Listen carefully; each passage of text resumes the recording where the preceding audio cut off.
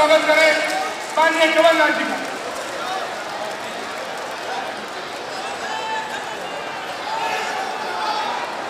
और माननीय मंत्री महोदय का दोनों महिला से अनुरोध है, दोनों अध्यक्ष उपाध्यक्ष आज जो है एक बहुत बड़ी उपलब्धि देवास जिले के लिए महिला समूह की दीदियों के लिए, जिनकी बढ़ चढ़कर उपस्थिति आज इस कार्यक्रम में इसीलिए है क्योंकि उनकी भागीदारी आज एक फैक्ट्री को चलाने में हुई है, सक्षम और स्वावलंबी बनी है। उस संचालनकर्ता संस्था ने बुके भेंट कर उनका स्वागत करेंगी। भारतीय परंपरा का निर्वाह करते हुए हमारी महिला स्व सहायता समूह की अध्यक्ष, जिनको आज एक सौगात माननीय मुख्यमंत्री महोदय द्वारा दी गई, पोषण आहार संयंत्र 16.5 करोड़ का लोकार्पण किया गया, जिसका संचालन महिला आजीविका सहकारी संस्था मर्यादित करेंगी। उनके अध्यक्ष और उपाध्यक्ष माननीय मुख्यमंत्री जी का पुष्प भेंट करके स्वागत करना चाह रही है। दोनों अध्यक्ष और उपाध्यक्ष महिला स्व सहायता समूह, साथ ही हमारे माननीय मुख्यमंत्री महोदय का स्वागत स्थानीय मंत्री श्री सज्जन सिंह वर्मा जी, उनके साथ उनके विधायक श्री मनोज चौधरी जी, उनके सहयोग। सरकार कोशिश कर रही है, हमारे मंत्री आदरणीय कमलेश्वर पटेल साहब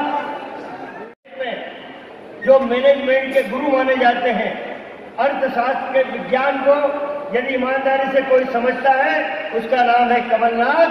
उन्होंने ग्राम चौगारा जमीन 1,73,640 ये 2007 से 2014 का ओवरड्यू ऋण था, जिसको शासन ने माफ किया है। इसके प्रतीक स्वरूप माफी का प्रमाण पत्र और साथ में संस्था द्वारा नोटिस प्रमाण पत्र प्रदान किया जा रहा है। श्री आजाद सिंह पिता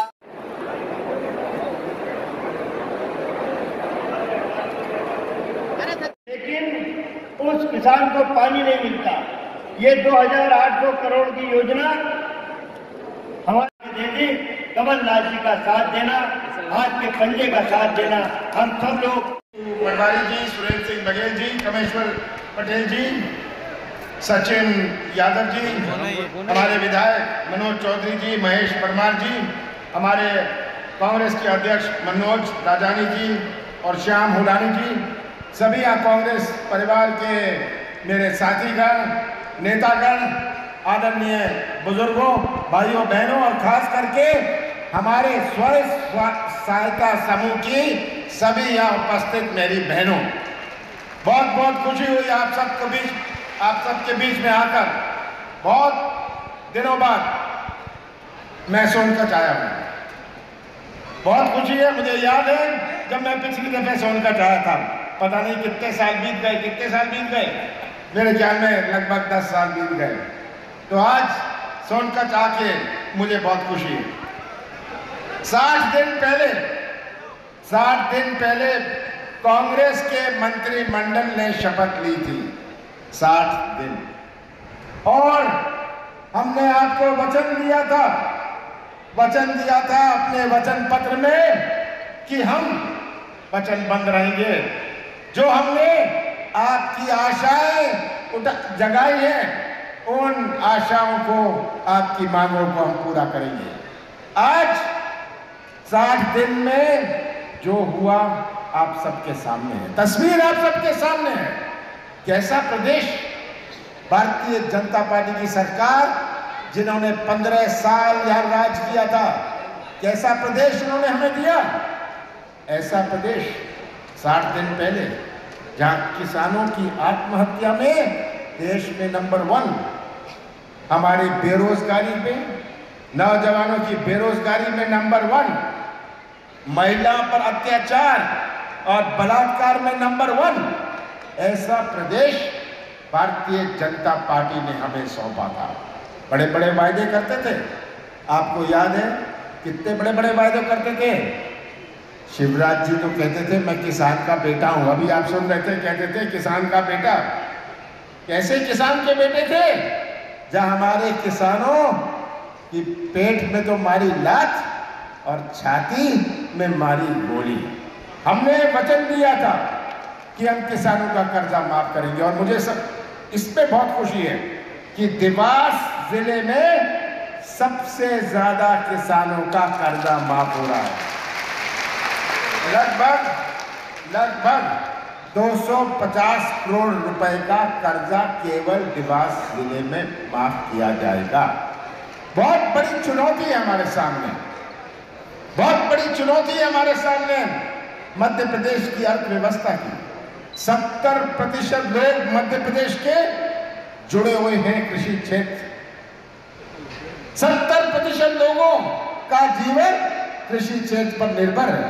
जिसकी किराने की दुकान है गांव में, उसका जीवन निर्भर है, उसका व्यापार चलता है किसानों की क्रय शक्ति से, किसानों की खरीदने की ताकत से।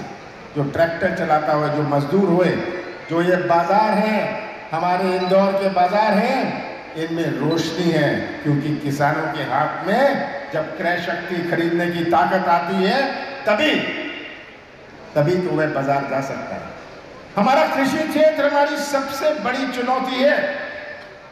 और अगर हम मध्य प्रदेश के विकास की बात करें, मध्य प्रदेश के विकास की बात करें तो किसान के भविष्य की बात करें, कृषि क्षेत्र की मजबूती की बात करें, उसके बगैर मध्य प्रदेश का विकास नहीं हो सकता। यही हमारी सोच है। और किसानों का भी सिंचाई योजना का शिलान्यास हुआ। सिंचाई के विभिन्न साधन आएंगे, किसानों का तो उत्पादन बढ़ेगा, उत्पादन तो बढ़ जाएगा, पर क्या किसानों को क्या मूल्य मिलेगा? ये हमें साथ साथ इसकी नीति बनानी है कि किसानों का केवल कर्जा ही माफ नहीं होए, किसानों को सही मूल्य मिले, उसके बढ़ते हुए उत्पादन को सही मूल्य मिले। अगर उसके बढ़ते हुए उत्पादन को सही मूल्य नहीं मिला तो किसान फिर से कर्जे में डूबेगा। किसान का जन्म तो कर्जे में होता है, किसान की मृत्यु कर्जे में होती है।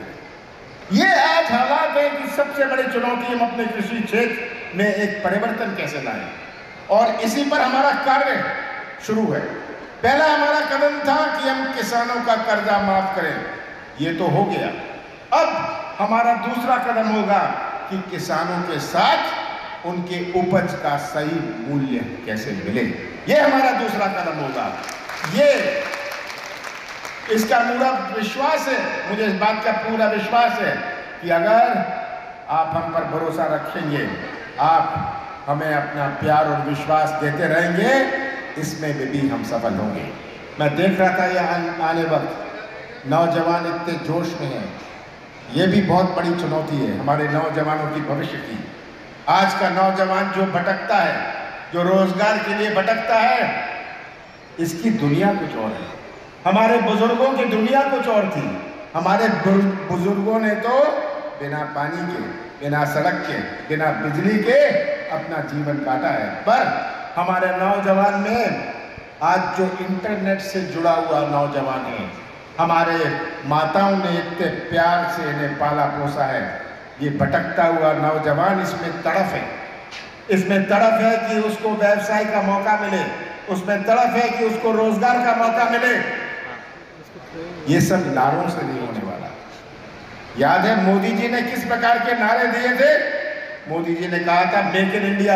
याद है ये नारे नौजवानों? Skill India, stand up India, digital India. यहाँ कोई है स्टैंड अप इंडिया वाला, डिजिटल इंडिया वाला? किस तरह नारों से पिछले 5 साल ये गुमराह करते रहे, नौजवानों के भविष्य के साथ खिलवाड़ किया।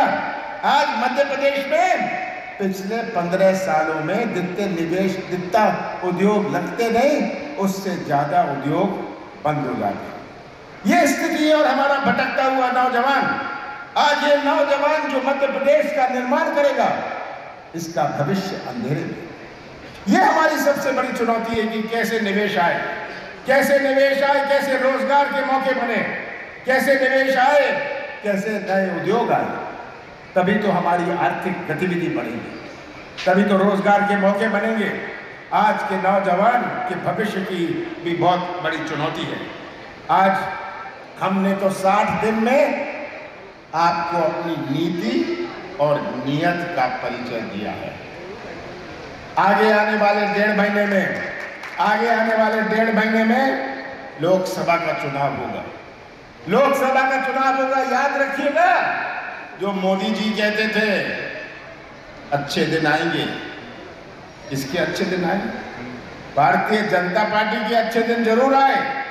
जिनके पास 2 व्हीलर नहीं था, आज 4-4 4 व्हीलर है, इनके अच्छे दिन आए। क्या नौजवानों के अच्छे दिन आए? क्या हमारे किसानों के अच्छे दिन आए? क्या हमारे माताओं और बहनों के अच्छे दिन आए? कौन सी नीति बनाई? हमारे स्व सहायता समूह की जो बहनें बैठी हैं, मैं तो आपसे पूछना चाहता हूं, आप सच्चाई पहचानिए, सच्चाई समझिए। किस प्रकार मध्य प्रदेश को अंधेरे की तरफ घसीटा गया और किस प्रकार मोदी जी ने ये नारों से हमें गुमराह किया। आज भी ये ध्यान मोड़ने की राजनीति करेंगे। मैं तो मोदी जी से कहना चाहता हूं कि 2 करोड़ लोगों को, 2 करोड़ नौजवानों को रोजगार के लिए आपने वचन दिया था। कोई 2 करोड़ लोगों में से यहां कोई है जिसको रोजगार मिला हो? ये जो 15 लाख की बात हुई, 15 लाख मिलेगा सबको, अब कहते हैं 6,000 रुपए किसानों को देंगे प्रति वर्ष, साल भर में 2,000 रुपए 3 इंस्टॉलमेंट में। मैं तो मोदी जी को कहता हूं, मोदी जी इसको रख लीजिए, ये तो कांग्रेस की सरकार मध्य प्रदेश की, इनको 6,000 रुपए दे देगी। आप ये घर रखिए अपने। ये कितना मजाक कर रहे हैं, कितना अपमान कर रहे हैं आप किसानों को। कहा था 15 लाख देंगे, कहा था ना, 15 लाख की बात करी थी, और 6,000 रुपए देंगे, वो भी चुनाव के 2 महीने पहले। पिछले 4.5 साल के बारे में तो किसान का सोचा नहीं। जब समर्थन मूल्य की बात आई, किसानों के बारे में तो सोचा नहीं। जब खाद की बात आई, बीज की बात आई, किसान के बारे में तो मोदी जी ने सोचा नहीं। अब जब लोकसभा का चुनाव है, मोदी जी कहते हैं हम किसानों को के हितों की नीतियां बनाएंगे। ये किस प्रकार का ये मजाक है, और ये ध्यान मोड़ने की राजनीति भी आप इनकी पहचान लीजिए। किस प्रकार ये ध्यान मोड़ेंगे, नारे लाएंगे, किस तरह फिर से आपको गुमराह करने आएंगे। इनके शिकार मत बनिएगा। अभी ये राष्ट्रवाद की बात करने लग गए हैं।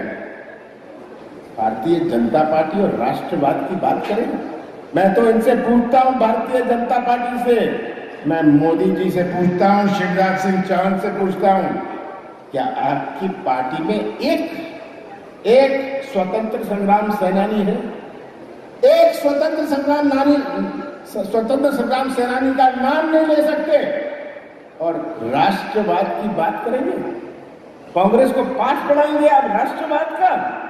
कांग्रेस का संघर्ष था, कांग्रेस की कुर्बानी थी, कांग्रेस के पूर्व नेताओं का संघर्ष था कि अपना देश आजाद हुआ। कांग्रेस का संघर्ष था। हम तो लड़े थे गोरों से, अब लड़ेंगे चोरों से। ये आज मैं आपको सावधान करना चाहता हूं कि किस प्रकार अंतर है भारतीय जनता पार्टी का और कांग्रेस का। जब हम सोचते हैं, हम नौजवानों के बारे में सोचते हैं, जब हम सोचते हैं, हम किसानों के बारे में सोचते हैं, तो भारतीय जनता पार्टी सोचती है ये बड़े बड़े उद्योगपतियों के बारे में सोचती है, बड़े बड़े ठेकेदारों के बारे में सोचती है, बड़े बड़े व्यापारियों के बारे में सोचती है। ये अंतर सोच का है। तो मैं अंत में यही कहना चाहता हूं कि तस्वीर आप सबके सामने है, हमारे 60 दिन की तस्वीर आप सबके सामने है।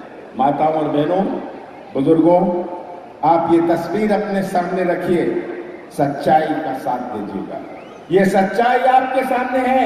मोदी जी के 5 साल जहां उन्होंने हर वर्ग को परेशान किया, हमारे शिवराज सिंह के 15 साल की जहां हर वर्ग परेशान है, हमारा छोटा किसान होए, छोटा व्यापारी होए, बेरोजगार नौजवान होए, हमारी माताएं और बहनें हैं।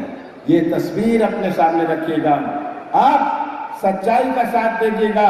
और सोनकच्छ के लोगों, मतदाताओं से यही मैं कहना चाहता हूं कि आप अपना विश्वास अधूरा मत छोड़ दीजिएगा।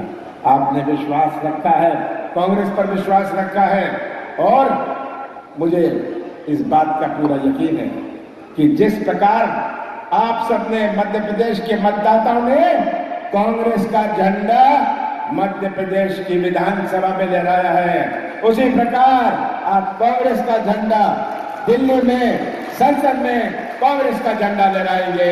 आप सबका बहुत बहुत धन्यवाद। बहुत बहुत धन्यवाद। ये भी बात है कि किसानों पर जो मुकदमे चले हैं, ये मुकदमे वापस लिए जाएंगे, ये मुकदमे वापस लिए जाएंगे। बहुत बहुत धन्यवाद माननीय मुख्यमंत्री मध्य प्रदेश शासन का।